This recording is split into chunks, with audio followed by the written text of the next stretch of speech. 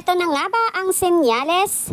Pangninang nasa kumpil ang peg ng inyong kalamyerda. Dahil ito nga ang kauna-unahan kong paghahawak sa kumpil.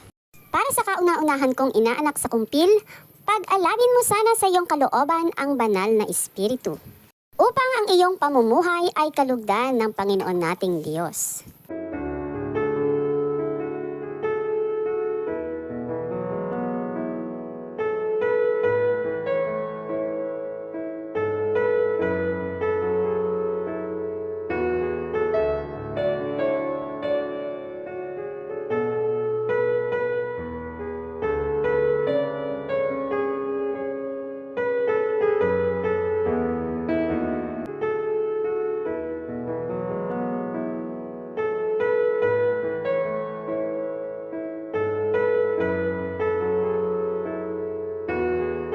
Mga kalamyerda, maraming pong salamat sa inyong palagiang pagtangkilik sa ating videos and reels.